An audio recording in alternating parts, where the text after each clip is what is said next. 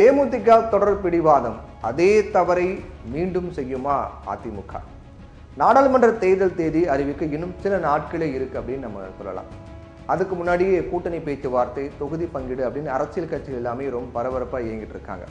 கடந்த 2019ஆம் ஆண்டு அதிமுக பாஜக கூட்டணியில் தேமுதிக இணைந்தது. அப்போ அந்த கட்சிக்கு வடசென்னை, கள்ளக்குறிச்சி, திருச்சி, விருதுநகர் ஆகிய 4 மக்களவை தொகுதிகள் ஒதுக்கீடு செய்யப்பட்டது. ஆனால் ஒரு தொகுதியில கூட கட்சி ஜெயிக்கல அப்படின்னாலும் அந்த கட்சி 4 தொகுதிகளையும் 2ஆம் இடத்தையாவது தக்க வச்சுட்டாங்க. இந்த நிலையில 2021ஆம் ஆண்டு சட்டசபை தேர்தலின் போது அதிமுகவுடன் கூட்டணி பேச்சுவார்த்தையில இழுபறி நீடித்ததால அந்த கூட்டணியில இருந்து தேமுதிக விலகி டிடிவி தினகரனுடைய அமமுக கூட்டணிக்கு அமமுகவோட கூட்டணி அமைத்தாங்க. 60க்கும் மேற்பட்ட இடங்கள்ல போட்டியிட்ட நிலையில ஒரு தொகுதியில் கூட ஜெயிக்கல தேமுதிக. கள்ளக்குறிச்சியில போட்டியிட்ட பிரேமலதாவும் தோல்வியை தழுவினாங்க.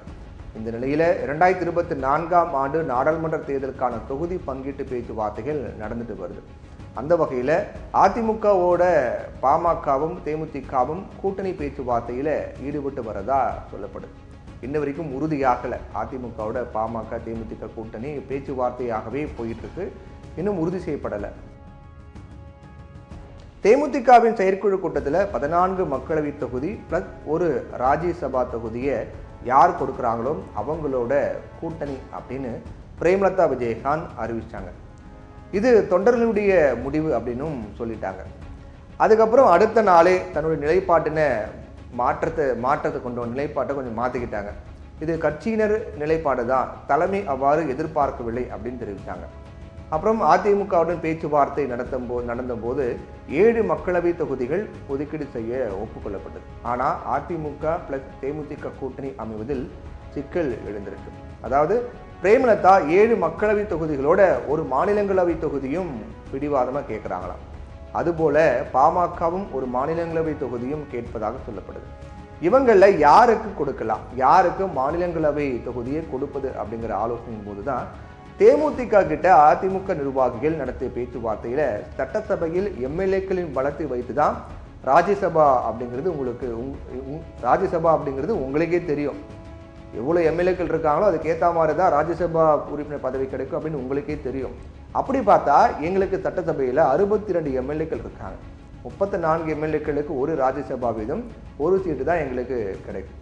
அதனால உங்களுக்கு கொடுக்க இயலாது, வேணும்னா கூடுதலாக ஒரு மக்களவை சீட்டு தர தயார் அப்படிங்கிறாங்களாம். அதே போல தேமுதிக கேட்ட 7 விருப்ப தொகுதிகளில் 3 தொகுதிகளை தர ஒப்புக்கொள்ளப்பட்டதாக தெரியுது. அவங்க 7 விருப்ப தொகுதி கேட்டாங்க இல்லையா, அதில் ஒரு 3 விருப்ப தொகுதிகள் நீங்கள் கேட்ட தொகுதி தரோம் அப்படின்னு ஒத்துக்கிட்டாங்க. மதுரை தொகுதியே தேமுதிகவுக்கு தர முடியாது அப்படிங்கிறதையும் அதிமுக ரொம்ப கரர் காட்டுறாங்க. நீங்கள் 7 தொகுதி கேட்டீங்க, அதில் 3 தொகுதி நீங்கள் கேட்ட தொகுதியை கொடுத்துட்றோம், ஆனால் மதுரை உங்களுக்கு கொடுக்க முடியாது அப்படின்னு அதிமுக தேமுதிக கிட்ட உறுதியாக சொல்லிட்டாங்க. சரி, பாமகவுக்காவது ராஜ்யசபா சீட்டு கிடைக்குமா அப்படின்னா அந்த கட்சிக்கு 5 எம்எல்ஏக்கள் இருக்காங்க. அவங்களையும் சேர்த்தால் கூட 68 எம்எல்ஏக்கள் இருந்தால்தான் 2 ராஜ்யசபா சீட்டு கிடைக்கும். ஆனால் 62 + 5 67 தான் இருக்கும். இதில் எப்படி கொடுக்க முடியும் அப்படின்னு இழுபறி நிலவுது. கடந்த 2021ஆம் ஆண்டு தேமுதிக கூட்டணி இழந்ததால அதிமுகவுக்கு பாதிப்பு அதிகமாக இருந்துச்சு அப்படின்னு சொல்லலாம். அதனால இந்த முறை அந்த தவறை அதிமுக செய்யாம 2 பேர்ல ஒருத்தரையாவது கூட்டணிக்குள்ள இழுத்தால்தான் ஓரளவுக்கு வெல்ல முடியும் அப்படின்னு சொல்லப்படுது, தாக்கத்தை ஏற்படுத்த முடியும். அதனால தேமுதிகவை காட்டிலும் பாமகவுக்கு 5 எம்எல்ஏக்கள் இருப்பதால் ராஜ்யசபா சீட்டை கொடுக்க வாய்ப்புள்ளதாக சொல்லப்படுது. இப்போ கேட்ட மதுரையும் கிடைக்காமல், ஒரு மாநிலங்களவை உறுப்பினர் பதவியும் கிடைக்காமல் இருக்கக்கூடிய தேமுதிகவின் அடுத்த கட்ட நடவடிக்கை என்னவாக இருக்கும் அப்படிங்கிறது பெரும் எதிர்பார்ப்பாக இருக்கு அப்படிங்கிறாங்க தகவல் அறிந்த சமூக அரசியல் விமர்சகர்களும் இந்த தேர்தலை உன்னிப்பாக கவனிக்கக்கூடியவங்களும். பாஜகவோட தேமுதிக கூட்டணி செல்ல ஏற்கனவே மறுத்த நிலையில இந்த ஒரு மாநிலங்களவை சீட்டுக்காக பாஜகவுடன் கூட்டணி வைக்குமா அப்படிங்கிற சந்தேகமும் எழுந்திருக்கு.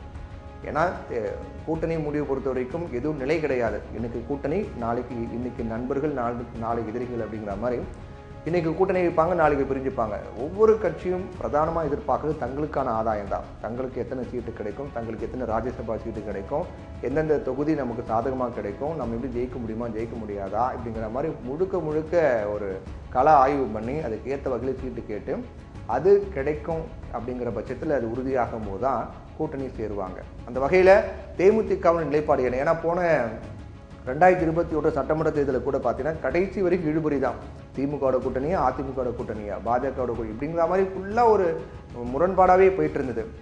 ரெண்டு தரப்புலையும் பேச்சுவார்த்தை போயிட்டு இருக்கிற மாதிரிலாம் சொல்லப்பட்டது.